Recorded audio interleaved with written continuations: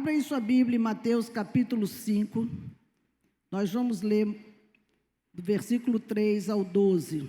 Bem-aventurado os pobres de espírito, porque deles é o reino dos céus. Bem-aventurados que choram, porque eles serão consolados. Bem-aventurados os mansos, porque eles herdarão a terra. Bem-aventurados que têm fome e sede de justiça, porque eles serão fartos. Bem-aventurados misericordiosos, porque eles alcançarão misericórdia. Bem-aventurados limpos de coração, porque eles verão a Deus. Bem-aventurados pacificadores, porque eles serão chamados filhos de Deus. Bem-aventurados que sofrem perseguição por causa da justiça, porque deles é o reino dos céus. Bem-aventurados sois vós, quando vos injuriarem e perseguirem, e mentindo disserem todo o mal contra vós por minha causa. Exultai e alegrai-vos, porque é grande o vosso galardão nos céus, porque assim perseguiram os profetas que foram antes de vós. Essa palavra chama jornada da restauração. A recuperação que Jesus fez da jornada do homem, quando nós lemos esse texto das bem-aventuranças, Jesus senta ali para o ensino, onde tem o capítulo 5, 6 e 7 de Mateus, que é só ensino, ensino condensado e forte para a gente mergulhar e aprender muitas coisas aqui. E aqui Jesus, ele deseja mudar a nossa vida. Ele tem uma intenção muito grande de fazer de mim e de você uma pessoa muito diferente daquilo que nós somos. Porque até nós estamos insatisfeitos conosco, sim ou não? Tem atitudes que nós, mas meu Deus, por que eu fiz isso? Por que eu falei isso? Eu não tinha nada a ver, eu agi assim, eu agi assado, mas não faz o caminho de volta para recuperar o erro que foi cometido na jornada. Então, a hora da virada realmente chegou. Deus está decidido a trabalhar com o seu povo, porque chegou o tempo do fim.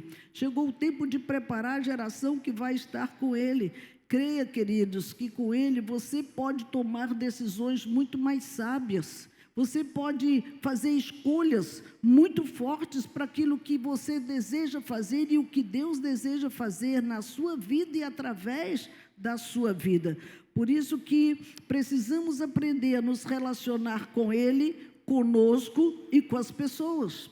Às vezes o reflexo de não nos relacionarmos bem com as pessoas é fruto de um relacionamento ruim que temos conosco mesmo, por não ter capacidade de administrar nossos sentimentos, administrar as nossas emoções, de não saber lidar com algumas causas difíceis que nos cercam todos os dias, com os problemas que surgem. Precisamos da maturidade para enfrentar os problemas e não fugir deles, e não fazer deles um pé de guerra todo o tempo dentro das famílias.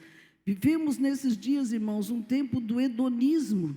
O que é isso? Do prazer, da satisfação pelo prazer, onde nós estamos crendo que precisamos estar todo o tempo sentindo alguma coisa. Não é assim. O Senhor nos chamou para andar pela fé. E se não sente uma emoção, se não chora, não cai do chão, não treme, Deus não está aqui. Isso não é fé. Isso não é caminhar com Deus, porque estão tão acostumados com a dopamina das telas que acham que na igreja é a mesma coisa. Não tem dopamina para me chorar, para me cair no chão, para me tremer, e não é assim. A nossa caminhada com Deus é uma coisa só, chamada fé. Nós não precisamos mudar nada. A estrutura que foi montada não substitui os fundamentos. Não é as luzes, não são as luzes, não são os sons, bateria, guitarra que vai substituir a presença do nosso Deus. Jamais. A presença dele, irmãos, está consolidada na nossa fé. E foi isso que ele nos ensinou todo o tempo, para que a gente caminhasse. Por isso que Paulo diz em Gálatas 2:20, ele diz: fui crucificado com Cristo, assim já não sou eu quem vive, mas Cristo vive em mim. Por que Cristo vive em mim? Porque a vida que agora eu vivo no corpo, vivo pela fé no Filho de Deus que me amou e se entregou por mim. Então a fé não é em mim mesma. A fé não é naquilo que eu posso, naquilo que eu sei, naquilo que eu quero fazer. A fé, irmãos, é naquele que se entregou por mim. Aquele que se entregou por você, que vai dar a você a base para você segurar o tranco do dia a dia. É Ele que vai te dar força, é Ele que vai te colocar de pé, é Ele que vai te sustentar, mesmo no dia do choro, no dia da angústia, no dia da dor. Olhe para Ele, porque Ele segurou a peteca até o final e não desceu da cruz. É um ensino de renúncia fantástico para mim e para você. E às vezes, porque aconteceu alguma coisa, morri. Como assim? Reage, fique de pé, levanta a cabeça, levante, abra a boca e libere decretos sobre a sua vida. Irmãos, é muito forte isso, porque acabou a vontade própria das pessoas de querer seguir a vida por causa de um problema. Por causa de uma relação que acabou, por causa de uma perda financeira, por causa da sua insatisfação por alguma coisa que aconteceu na vida. Não funciona assim, cristão. Nós precisamos aprender a funcionar segundo a palavra de Deus, porque nós olhamos para a ceia. Quando nós celebramos a ceia, qual é a mensagem dali da ceia? É morte e ressurreição que firmou uma aliança. Quando nós olhamos para a cruz, foi Cristo ressuscitado ali, fala de quê? Morte e ressurreição. Quando nós estamos crendo nessas situações, nós estamos vendo que o que há conosco, estamos muito vivos. Nós não queremos morrer na carne para poder viver na vida de Cristo aqui. Nós queremos continuar satisfazendo nossos prazeres e quando der, a gente dá uma moralzinha para Deus. Não, está tudo errado. Precisamos ver que tanto o batismo, quanto a ceia, quanto a cruz, eles falam de morte e ressurreição. E se nós não morrermos, irmãos, não vai dar para a gente caminhar com Deus. Temos que lembrar disso, porque a nossa carne, ela precisa ser mortificada pelo Espírito Santo de Deus. Paulo diz em Filipenses 1:21, porque para mim o viver é Cristo, e o morrer é lucro. Então, é lucro para mim e para você morrer para esse mundo. É lucro, não morte física. E a morte física também é lucro, porque vai para a glória. Mas estar morto aqui neste mundo, irmãos, é lucro, porque você está vivendo infinitamente melhor as bênçãos que o Senhor tem para nós. A certeza, a promessa, a presença, a vitória, as respostas de orações, enfim, tantas coisas que Ele faz quando você caminha com Ele. É muito bom falar, não irei se o Senhor não for comigo, mas Ele está indo contigo ou você está indo sozinho? Porque dependendo de onde nós estamos indo, Ele não vai não. Dependendo do lugar, Ele não vai junto não. E nós temos que ter esse senso, irmãos, de responsabilidade diante de Deus. Eu não vou se o Senhor não for comigo, e não vá mesmo. Se for para o prostíbulo, eu não vou, porque lá Ele não vai estar. Se for para a festa, eu não vou, porque Ele não vai estar lá. Se for para a bocada, eu não vou, porque Ele não vai estar lá. E Paulo diz em 2 Coríntios 5,17, quem está em Cristo é nova criatura. Tem gente que, viciado mesmo, não vou nem dizer que é fanático, é viciado mesmo nos joguinhos. E às vezes até casa, viciado no joguinho, deixa a mulher lá na cama e vai lá para a sala, passar a noite toda cutucando aquele negócio ali. Irmãos, isso é muito sério. Esta é a geração dopamina. E estímulos externos que aguçam muito isso. Muito açúcar, muito doce, muito chocolate, muita droga, muita anfetamina. E isso faz com que as pessoas virem zumbis andando pela cidade. Quantos transeuntes nós estamos vendo hoje na cidade? Pessoas sem rumo, totalmente perturbadas, andam assim, falando um monte de coisas desconectadas. Dá pena de ver, irmãos, como eles estão com tantas drogas sintéticas, matando uma geração inteira que está dependente dessas coisas, e isso tudo afetando diretamente o cérebro. Diga misericórdia. Deixa eu te falar uma coisa. Deus te deu um corpo, Ele te deu um coração, Ele te deu um cérebro. E aqui, irmãos, tem uma máquina fenomenal que Deus fez, que são os homens. Nós somos uma máquina de verdade que está bombando sangue todo dia, só que não é para viver constantemente no prazer.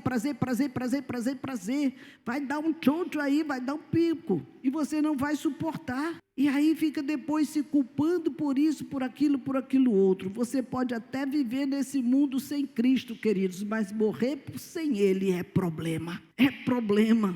E precisamos pisar no freio agora, porque a nossa vida é como uma árvore. Coloca aí na tela, por favor. É como uma árvore. E a Bíblia nos compara com várias delas. Palmeira, videira. Ele nos compara com vários tipos de plantas, porque são um ser vivo. Elas existem, elas produzem. A planta, irmãos, está viva e ela está plantada, como vocês estão vendo aí, mas não está no seu vigor. Veja que ela está como que toda fechadinha. Ela não está na alegria das árvores que se abrem. Por quê? Porque ela tem alguns bloqueadores, bem no tronco já, ali daquela árvore, que são comportamentos comparados com problemas emocionais. O que nós olhamos e vemos nessa árvore aí? Na raiz dela, o maior problema das pessoas hoje, veja essa pessoa como você, um dos maiores problemas que as pessoas estão enfrentando hoje é a orfandade. Está na raiz, está onde começa, está na sua origem, e ela não está podendo se desenvolver, porque esse se tornou um bloqueador da sua história. São pessoas que não conseguem perdoar pais, que não conseguem viver tranquilamente por algumas coisas, traumas, feridas que passou na infância, seja por uma perda de um deles, seja por separação, por morte, seja por alguma coisa que aconteceu na sua história de vida. E ali, essa raiz vai trazendo alguns males emocionais na vida dessas pessoas. O tronco dessa árvore se torna uma rejeição. Ela cresce se sentindo uma pessoa rejeitada por todo mundo. Ninguém olha para ela, ninguém cuida dela, ninguém gosta dela, vai se isolando e vai se fechando. Por quê? Porque é como se ela estivesse só no mundo, foi abandonada emocionalmente das pessoas. Por mais que morem na mesma casa, são pessoas abandonadas dentro de casa, porque não têm relacionamentos. E vem, às vezes, de famílias que sofreu isso também. Os galhos dessa árvore seriam as compensações que levaram a uma codependência. Essa codependência leva à religiosidade e a desvios muito sérios da sexualidade e vícios. Ela quer compensar, ninguém me quer, então eu vou querer, os prazeres. Esses galhos maiores que vocês estão vendo aí surgem, desses pequenos surgem esses maiores com outras proporções de compensações, tipo compulsão, ira, que vem, perfeccionismo, procrastinação e outros sentimentos dentro desta área. Cada uma dessas compensações, irmãos, serve de válvulas de escape e substituição das dores e dos traumas emocionais. E quantas vidas estão vivendo exatamente assim? Precisando de compensações para ser sua válvula de escape e vivendo essa rejeição em toda parte que se relaciona com todas as pessoas, não é só no núcleo familiar. No trabalho, acha que ninguém gosta dela. Se tem duas pessoas conversando, está falando dela. Na igreja é rejeitada porque ninguém quer ficar perto de mim, ninguém quer falar comigo. E vai daí desembocando várias coisas, porque houve bloqueadores. Os bloqueadores geraram através dos abusos e dos traumas que vêm desde lá da infância com escolhas erradas que foi feito. Escolhas que recaíram sobre a orfandade, que se sentiram, mesmo tendo pai e mãe vivos, órfãos lá atrás. eram de quem realmente enterraram os seus pais e não tinham mais ninguém no mundo. Hoje nós estamos vivendo uma geração de órfãos de pais vivos. Isso é cruel. Tudo isso por conta desses bloqueadores. Esses bloqueadores, irmãos, impedem a paternidade de Deus. Por que eles impedem isso? Porque eles não se sentem amados nem por Deus, porque comparam Deus com seus pais naturais. Abusos, traumas, nossas escolhas erradas, escolhas de pessoas que nos usaram em alguma área, que não nos ajudaram, que não estenderam a mão, e aí vai. Veja que essa árvore, ela já se abriu.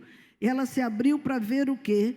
Ela se abriu para identificar a paternidade de Deus. Ela vai se sentir amada e a vida volta a fluir através dessa pessoa outra vez, volta a se sentir amados como filhos de Deus e algo novo começa a ser gerado, como os frutos do Espírito, que nós conhecemos, que está em Gálatas 5:22. Os frutos do Espírito que muitas vezes nós não conseguimos ter. Paz. Faça uma pesquisa na rua, o que você mais queria na vida? Paz, paz, paz, paz, porque a mente está aflita, perturbada, angustiada, não consegue agir mais com tanta perturbação, com tanta coisa, roubando-nos de nós mesmos. A maioria perdeu a sua essência, não sabe fazer uma definição de si mesmo. Quando perguntei a uma pessoa, eu disse, quem é você? E a pessoa viajou, porque não sabia identificar nem a si próprio. Veja, irmãos, isso é muito cruel. O Senhor quer trazer de volta paz, fidelidade, mansidão, domínio próprio. A Bíblia diz que contra essas coisas não há lei, porque a espontaneidade é uma vida saudável que vai fluir. Por isso que Jesus, quando estava entre nós, ele trouxe esse sermão da montanha que foi pregado ali no Mar da Galileia. Esses capítulos de Mateus, irmãos, eles estão bem profundos e bem difíceis, porque naquela época o povo estava vivendo debaixo de uma opressão do Império Romano. Não era uma coisa simples, havia fome, havia injustiça social, havia escravidão, e Jesus vem e apresenta bem-aventurado, ele vem falando de felicidade num povo opresso.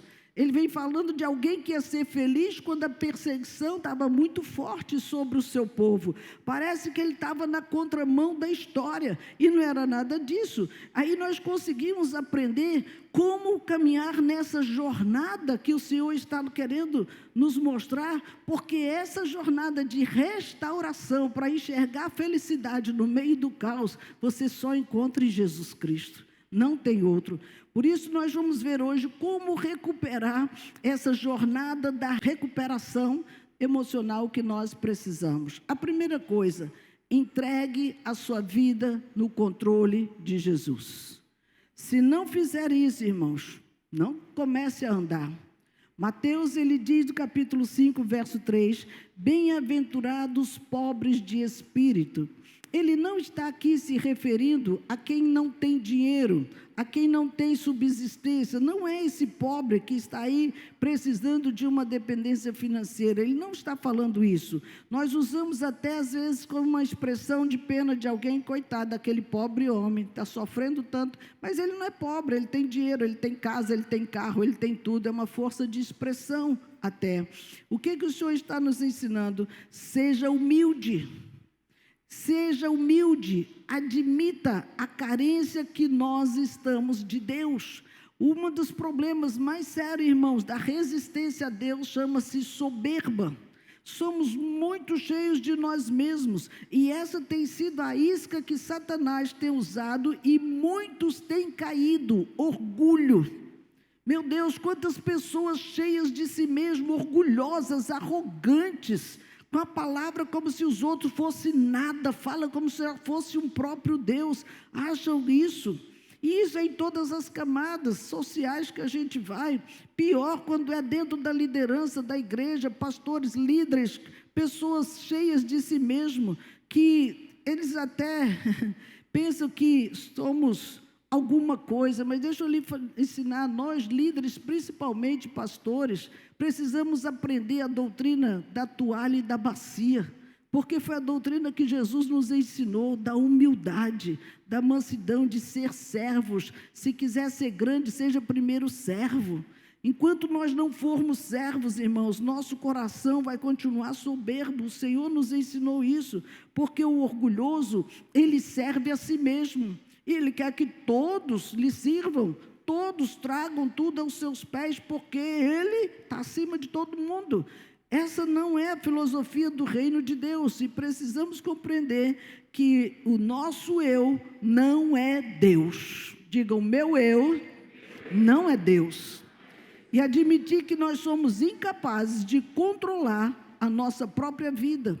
E a tendência, irmãos, é fazer coisas erradas, uma atrás da outra. Vamos errando, e como se nada tivesse acontecido. Sua vida sem Deus, irmãos, ela vai chegar no ponto de estar fora de controle. Você vê quantas pessoas chegam no nível do vício tão alto que não tem mais controle.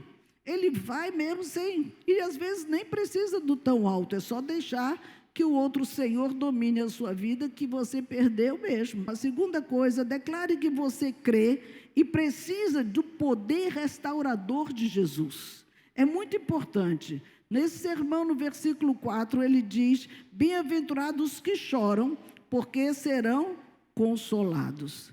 Não tenha vergonha de chorar.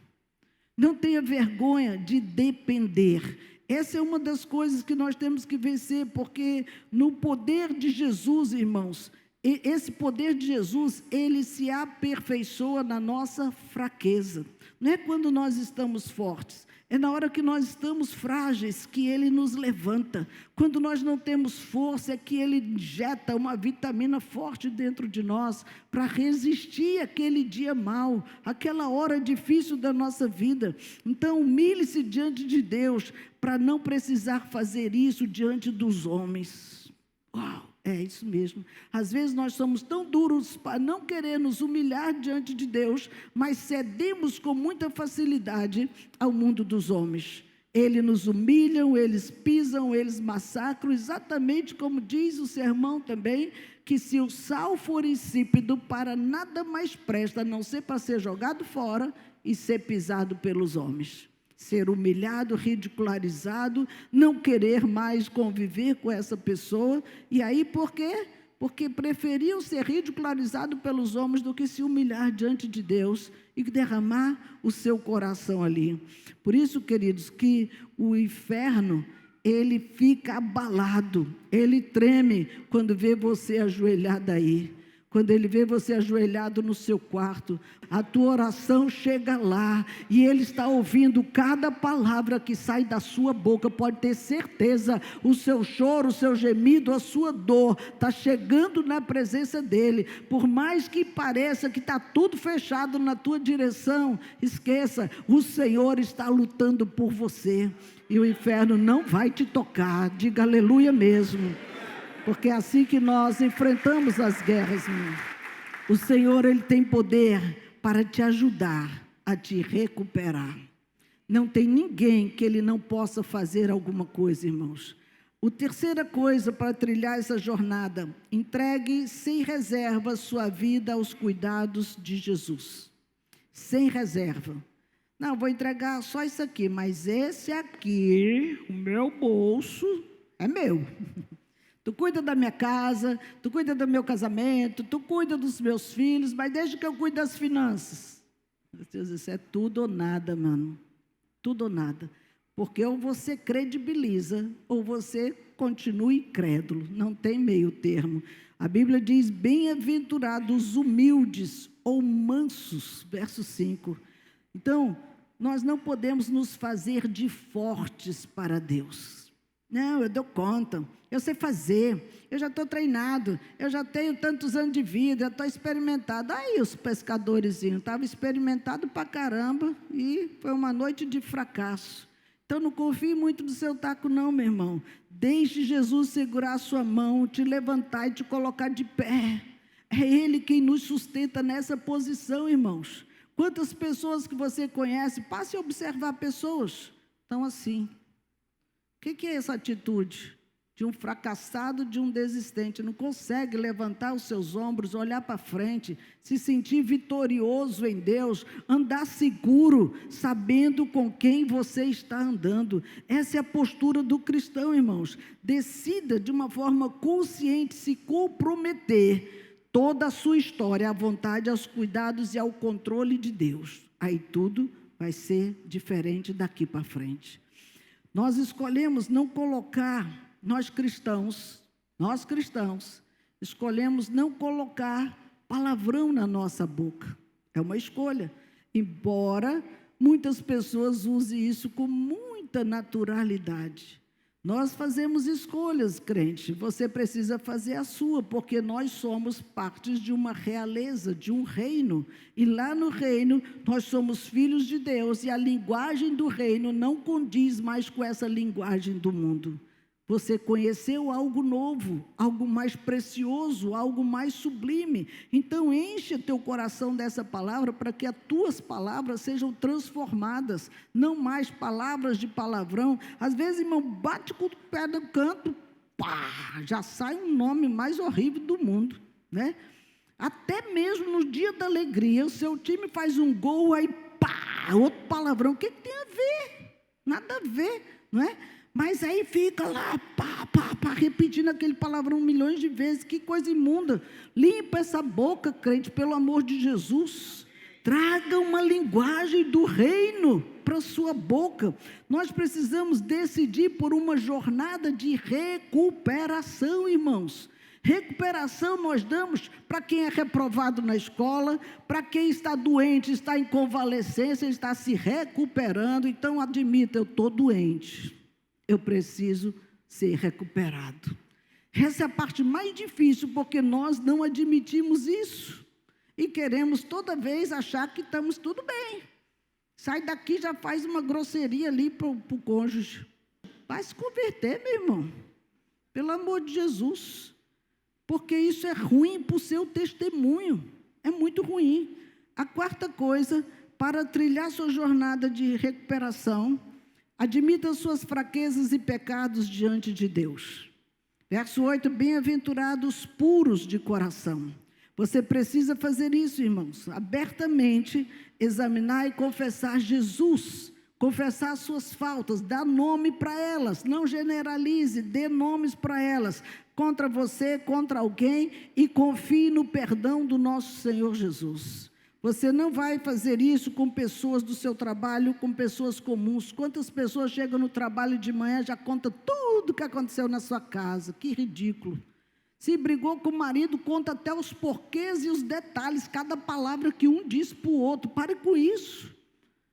Não são pessoas cristãs, não são pessoas confiáveis, porque você está abrindo seu coração, expondo a sua casa. A quinta coisa, para trilhar essa jornada, abandone e renove os seus defeitos de caráter. Verso 6, bem-aventurados que têm fome e sede de justiça. Não continue carregando defeitos com justificativas, irmãos. Não, mas é porque eu sou fraco. Fraco é o inferno, você é forte. Vós sois fortes, está escrito na palavra, mas nós damos uma justificativa, um miguezinho para achar que está tudo certo, porque queremos continuar alimentando o ego e justificando. Alimenta e justifica. Para com isso, irmãos. Essas fraquezas só traz ruínas sobre a sua vida. Ao invés disso, decida se submeter de uma forma bem voluntária a todas as mudanças que Deus deseja. Se eu estou aqui, pode mexer, pode mudar, pode arrancar toco que tiver dentro de mim. Eu quero ser uma pessoa diferente, eu quero ser transformada pelo teu poder. Porque os defeitos, irmãos, não foram colocados por Deus em você. Deus nos fez perfeitos, mas o diabo, ele tem que meter o bedelho dele mesmo para fazer o que ele quer. E aí, o meio que nós crescemos, a sociedade que nós estamos, eles fizeram algo contra nós que fez com que deturpasse a nossa essência. Porque nós recebemos a essência de Deus e não era para viver tão cheio de imperfeições. Mas Deus, ele está aqui para te levar a trilhar um novo caminho.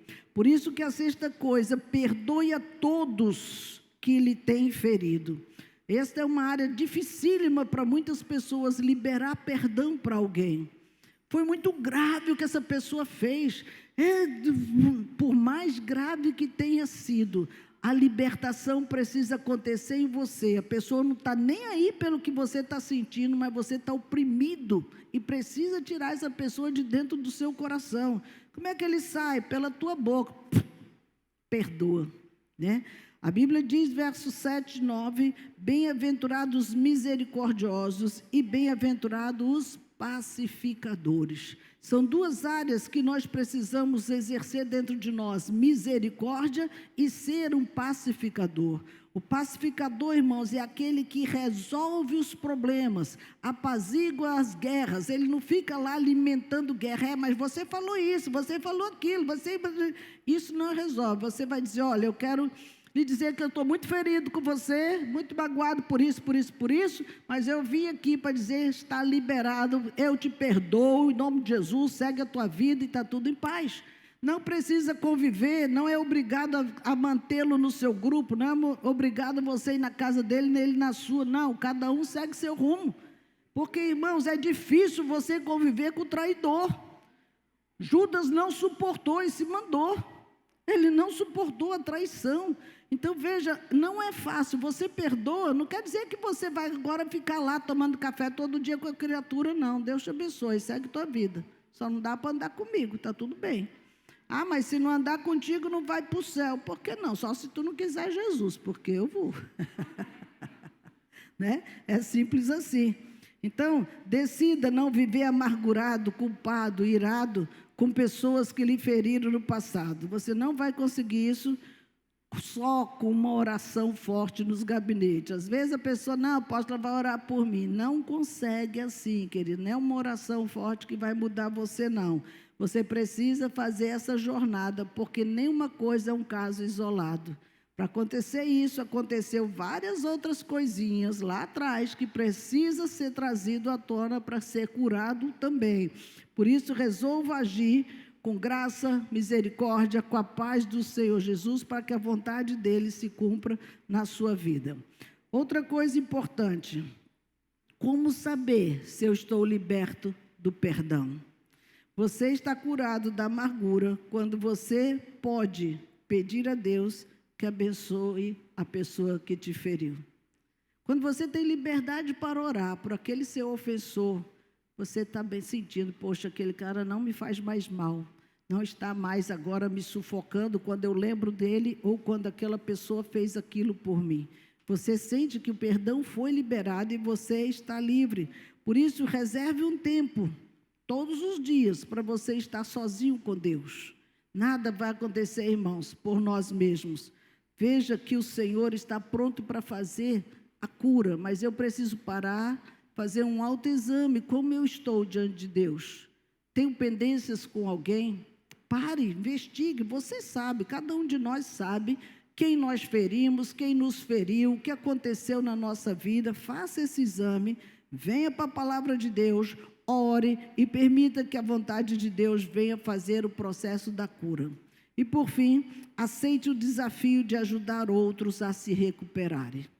A cura que veio sobre nós não é para a gente ficar aí, agora eu estou leve, livre e solto, é para abençoar alguém, ajudar a resgatar alguém, curar alguém. Mateus diz no seu texto, verso 10 e 11, bem-aventurados os perseguidos e bem-aventurados serão vocês quando por minha causa forem perseguidos. Então nós vamos ajudar esses que estão nessa situação vulnerável. E isso, irmãos, é um serviço ministerial por uma causa.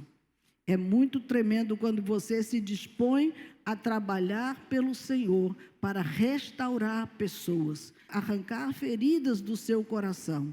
Então, se você deseja ajudar alguém, tem um preço a pagar. Você precisa deixar Deus mudar a sua vida e aceitar ser usado para transformar a vida de outras pessoas.